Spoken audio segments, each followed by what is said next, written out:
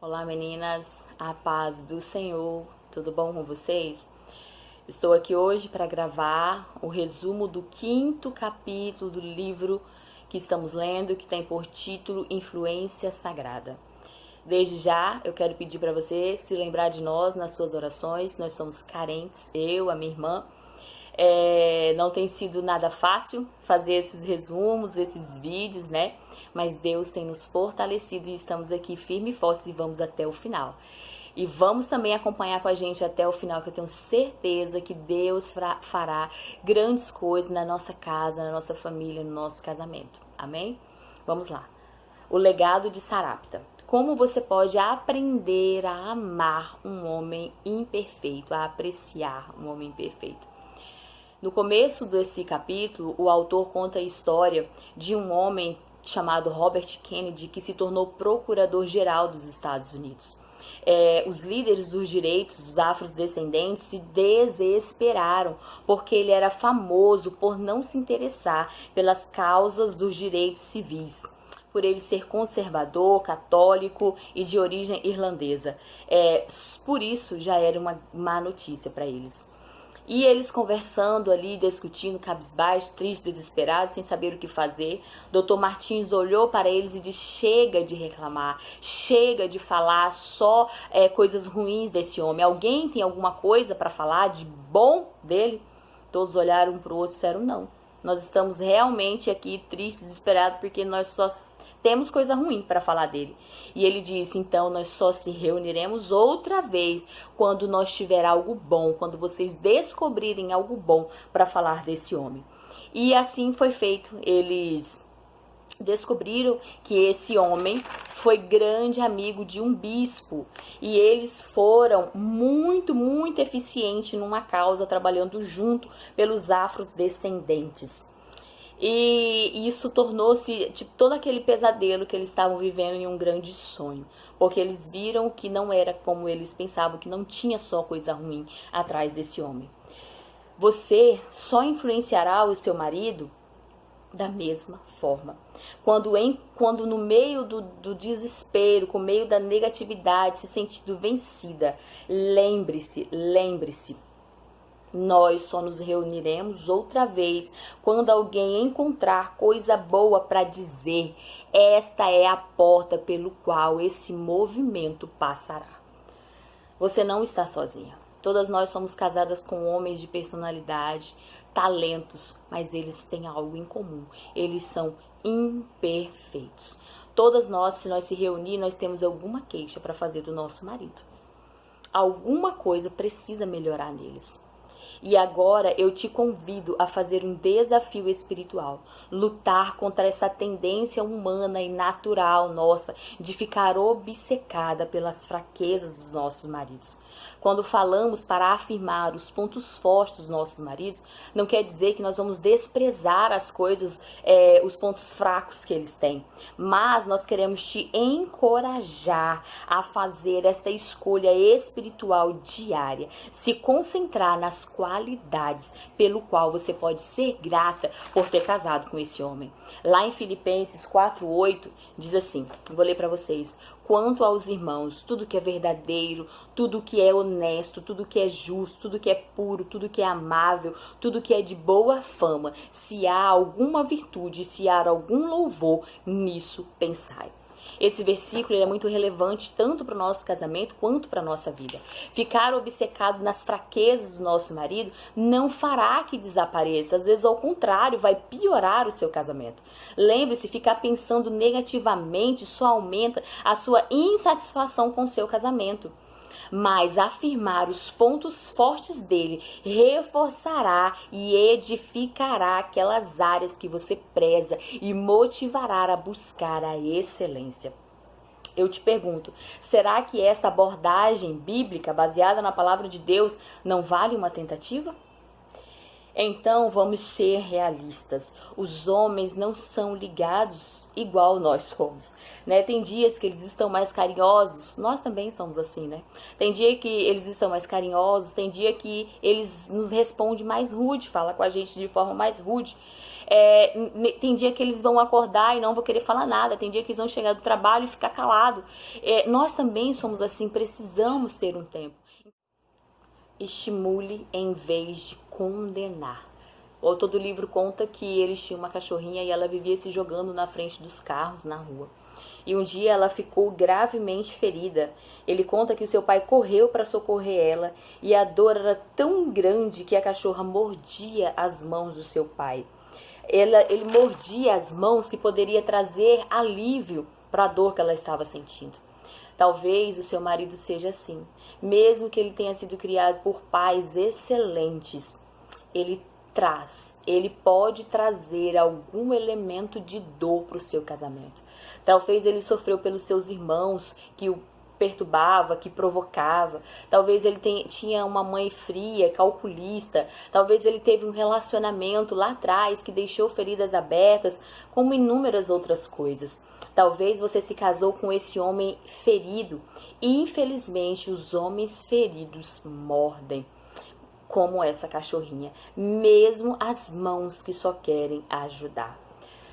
Muitas vezes, antes de você se casar, você percebeu algo estranho.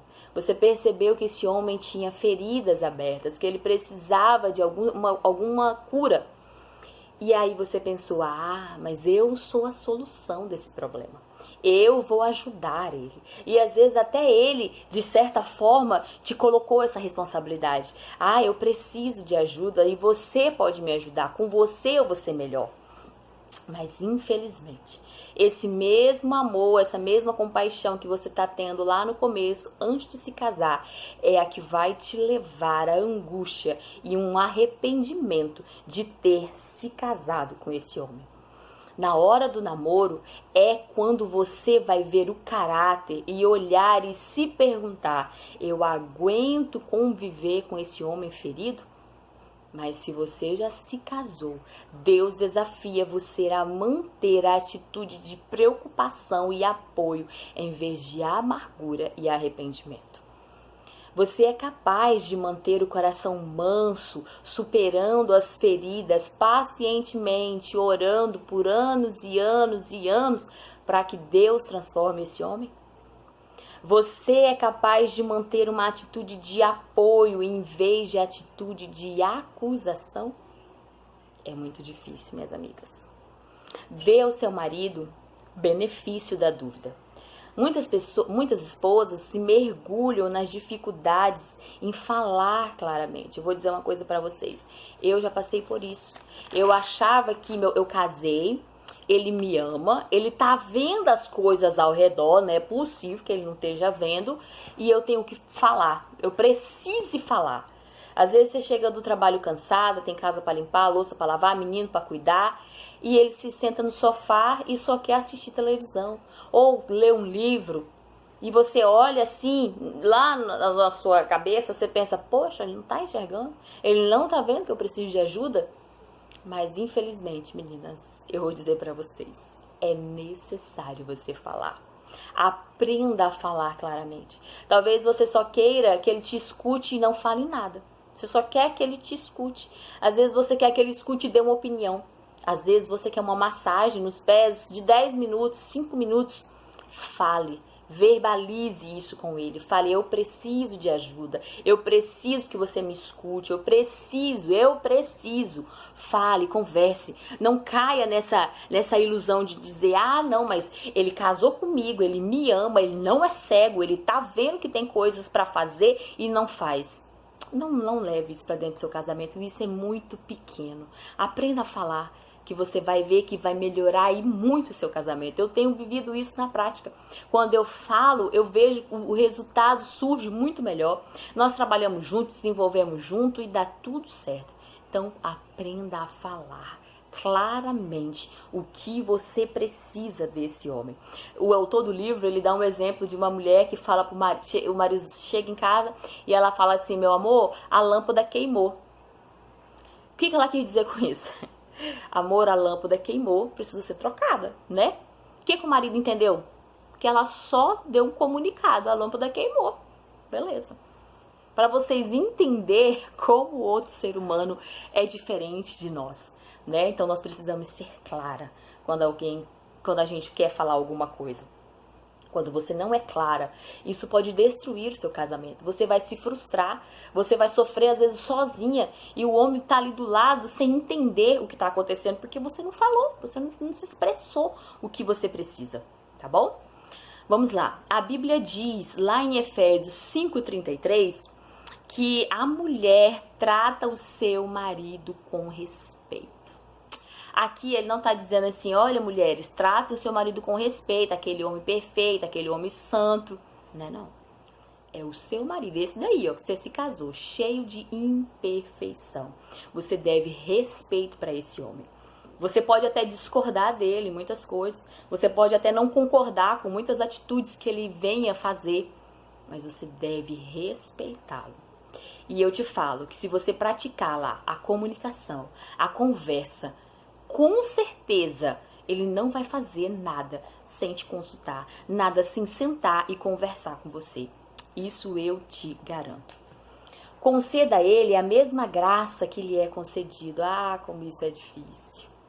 Requer muita maturidade espiritual, amar a misericórdia, oferecer graça, dar a alguém os mesmos benefícios espirituais que nós recebemos do nosso Pai Celestial.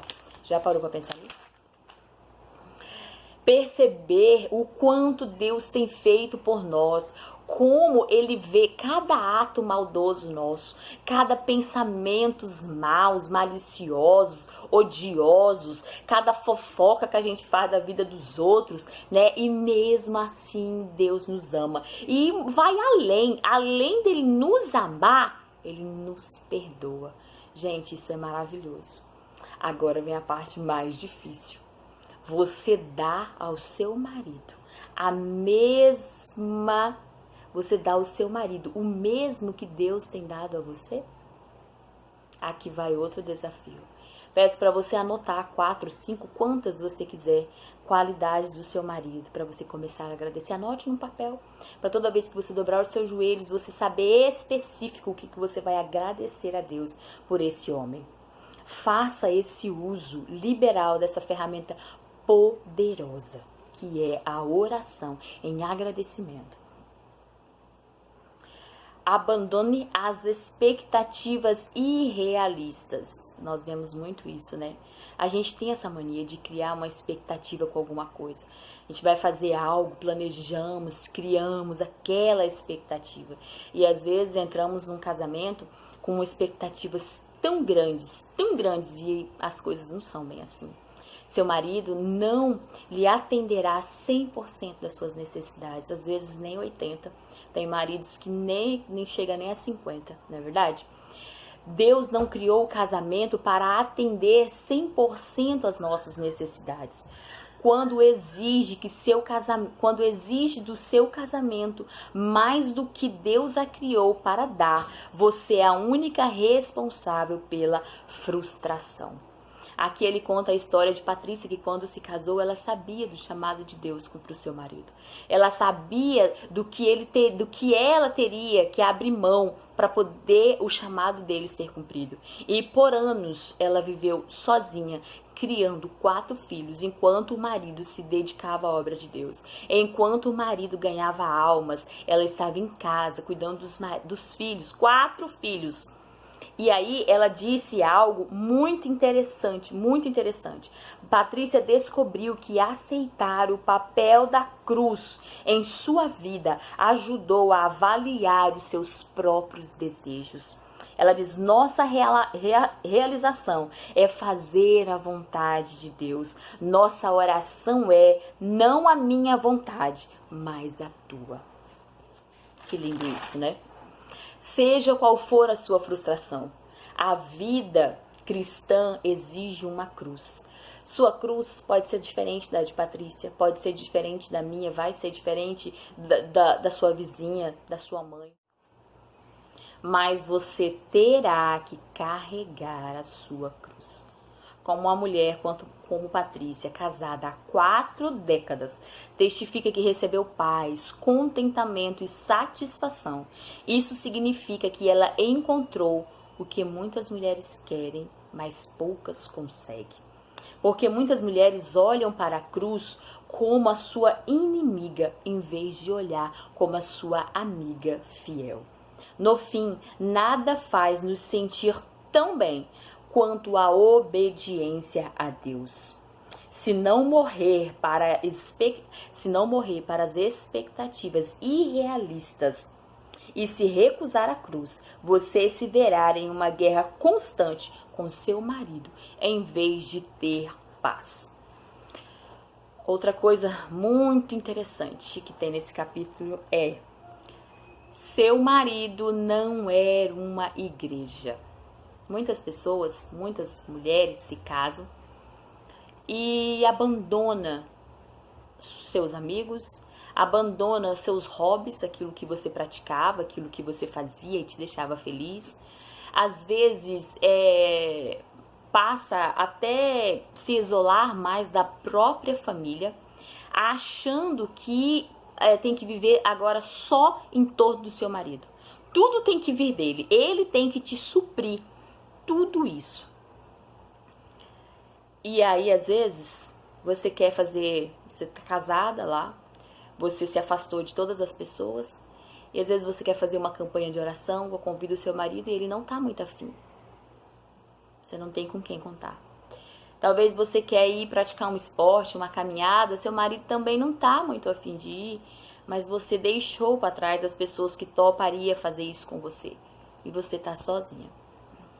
Então, eu te falo, não abandone as pessoas, não abandone os seus amigos, suas amigas espirituais, aquelas que você pode contar nos momentos mais difíceis, aquela que você pode correr e dizer: faça uma oração por mim, bora fazer uma campanha de oração por mim, eu estou precisando. Aquela que diz: bora fazer uma dieta junto? Bora. É necessário você cultivar as suas relações. O seu marido não pode ser responsável 100% em suprir todas essas suas necessidades. Ele não vai dar conta. E aí é você que vai se frustrar. Ele não vai dar conta de manter ali toda essa carga em cima dele. Ele não é uma igreja. Você precisa entender que você precisa ter pessoas do seu lado. Você precisa continuar com a sua rede de apoio. Pessoas com quem você convivia. Isso é muito importante.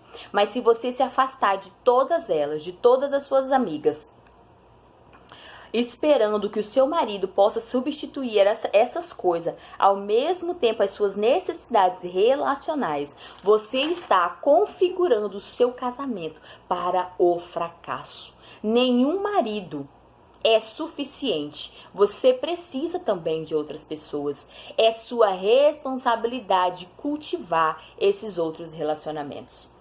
Se você consegue suprir essas coisas fora do seu casamento, estará mais confiante, mais forte, mais inclinada a reconhecer as coisas boas que seu marido faz. Lembre-se, meu marido é um homem e não uma igreja. E não é justo que eu exija que ele faça tudo por mim. Voltando lá no primeiro capítulo, diz assim, o que define a sua vida é Deus e não o seu estado civil. Peça a Deus que transforme você. Quando começar a orar, agradecer a Deus pelas coisas boas, que seu marido faz, o inimigo vai te lembrar das fraquezas dele. Ele vai te lembrar de quando você precisou de alguma coisa e ele não fez. Ele vai te lembrar de quando ele chegou do serviço e nem olhou na sua cara. Ele vai te lembrar de tudo. Ele vai fazer uma lista assim, colocar na sua frente. Para quê? Porque o inimigo, ele quer destruir. A Bíblia diz que ele veio para matar, roubar e destruir. E o seu casamento é o alvo disso. Lembre-se, ele está aqui para destruir. E aí, aqui no livro ele fala que você vai rebater isso. Você vai responder a essas coisas que o inimigo vai te lembrar, lembrando da sua fraqueza. Se for necessário, anote no papel. Coloque as qualidades que você está agradecendo a Deus pelo seu esposo e as fraquezas do outro lado que você precisa ser mudado. As coisas que precisam mudar em você. Que Deus vai mudar você e vai te dar graça para influenciar esse homem. Ganhe olhos novos. O livro conta a história de um casal, ainda recém-casados, ainda jovem na verdade, recém-casados, com um filho recém-nascido, e ele trabalhava muito, mas mesmo assim o dinheiro ainda era pouco. Ele não conseguia suprir as necessidades da sua casa. E a sua esposa não era essa esposa aqui de agradecer pelas coisas boas. Era aquela de cobrar, de dizer, tá faltando, estávamos precisando. E nisso ele vai trabalhar com uma moça, que também é do mesmo ministério dele. E com o passar dos dias ele começa a sentir algo diferente por essa moça. Começa a despertar algo nele, nessa mulher. E ele decide falar com ela claramente, dizer para ela, olha, não dá mais pra gente trabalhar junto, porque eu tô sentindo alguma coisa, tem algo estranho. E aí a mulher olha pra ele assim, né, tipo, mulher também, tem mulher que é só Jesus na causa, né, meninas? Olhou pra ele assim, do jeito diferente, e disse, nossa, não posso acreditar nisso, você parecia tão perfeito. Porque quando ele foi conversar com ela, ele contou todas as suas frustrações. Ele disse tudo o que passava em casa com a sua esposa. E a mulher disse, nossa, você parecia tão perfeito. Essa frase soou nele com uma droga mais forte que vocês possam imaginar. Ele não ouvia isso há muito tempo da sua esposa. Ele não sabia o que era um elogio. E isso afetou ele de forma tremenda, essas palavras. E aí eu quero dizer a você que alguém está olhando o seu marido.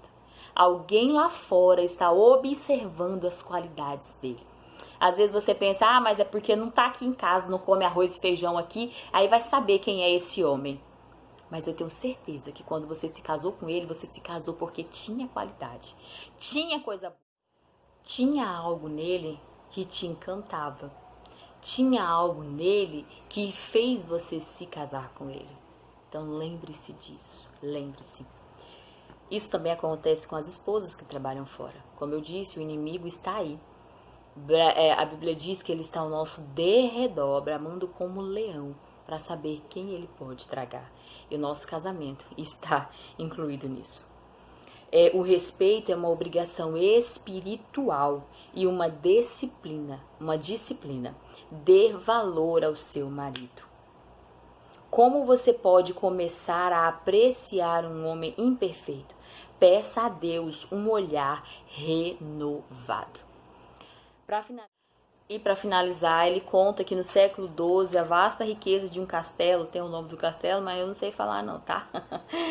Estava a perigo, os habitantes não tinham a menor chance de se defender contra aquela legião tão grande que exigia a rendição completa.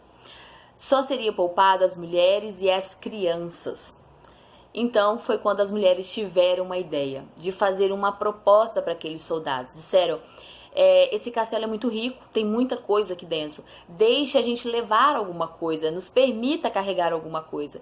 E eles pensaram, tem muita coisa, tem muita riqueza, a mulher é mais fraca, não vai dar conta de carregar muita coisa, então pode levar o que vocês conseguir carregar. Tudo que conseguir carregar pode levar. E aí vem a cena mais emocionante. Quando os portões se abrem, as mulheres saem carregando seus maridos nas costas. Aí eu te pergunto. E foi tão emocionante que as lágrimas desceram daqueles soldados. E aí eu te pergunto, aqueles maridos eram perfeitos? Mesmo assim, cada um daqueles homens imperfeitos valiam mais para suas esposas do que qualquer outra coisa que elas possuíam. E aí eu te pergunto, onde está a sua riqueza? Muito forte, né, gente? Aqui eu me despeço. Deus abençoe a vida de vocês e até o próximo vídeo.